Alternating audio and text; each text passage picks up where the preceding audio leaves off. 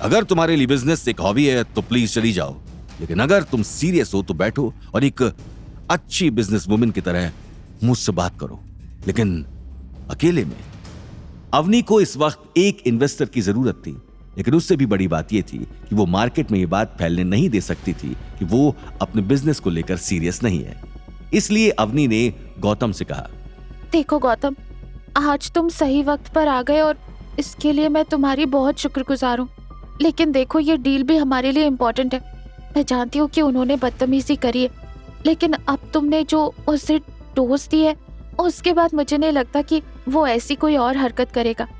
तुम थोड़ी देर के लिए बाहर बैठो, मैं समझ कर आती हूँ कि ये क्या कहना चाह रहा है। गौतम अवनी को अपने साथ एक कॉर्नर में लाता है और उससे कहता है, नहीं अवनी, मैं तुम्हें इस जैसे ढीले कैरेक्टर वाले आदमी के साथ अकेला छोड़कर नहीं जा सकता। तुम्हारी बात ठीक है, हमें इस वक्त इन्वेस्टमेंट की जरूरत है, लेकिन मैं वो काम कम से कम इन शर्तों पर तो नहीं होने दूंगा।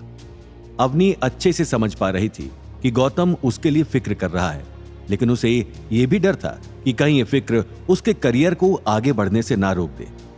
पार्थ दूर से ही अवनी और गौतम को इतनी देर से फुसफुसाते हुए देख रहा था और उससे इंतजार बर्दाश्त ना हो सका। इसलिए वो सीधा अवनी और गौतम की तरफ गया और बोला, बस भी करो तुम दोनों पब्लिक प्लेस में रोमांस करना। अवनी, मैंने तुमसे ये बिहेवियर एक्सपेक्ट नहीं किया था। तुम एक प्रोफेशनल विमेन हो, इस तरह अपने पति को हर जगह लेकर घूमती रहोगी तो काम कैसे करोगी? अगर तुम्हें अपने पति के साथ रहने का इतना ही शौक है तो घर में क्यों नहीं बैठ जाती? पार्थ की कड़वी बातें गौतम अवनी के लिए नहीं सुन पा रहा था, इसलिए वो टेबल पर जोर से हाथ मारता है।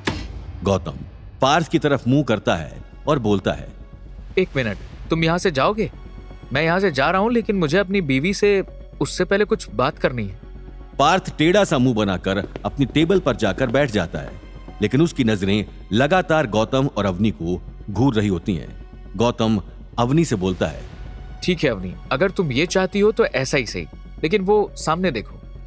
गौतम वहां खिड़की से इशारा करते हुए अवनी को बाहर चाय की टपरी दिखाता है और बोलता है, वो देखो, मैं पहले भी तुम्हें यहीं से बैठकर देख रहा था और अब भी जाकर वहीं बैठ रहा हूँ।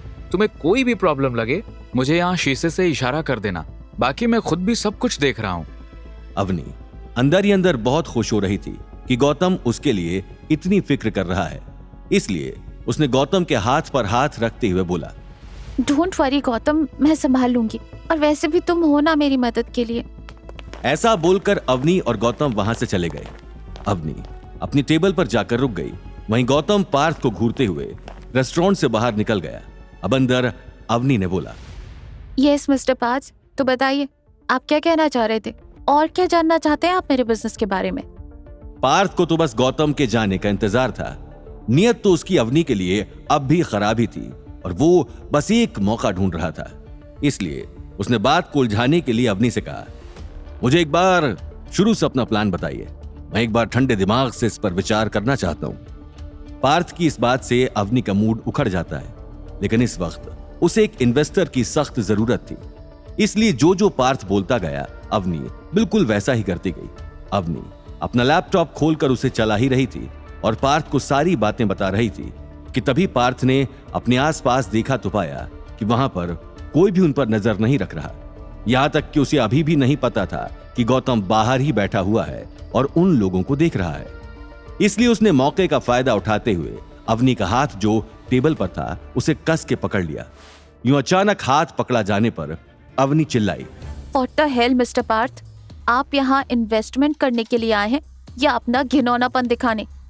गौतम की नजर उन दोनों पर ही थी और जैसे ही उसने देखा कि अंदर मामला गर्म हो रहा है, वो फौरन अंदर चला गया और उसने अवनी का हाथ खींचकर पार्थ के हाथों से छुड़ाया।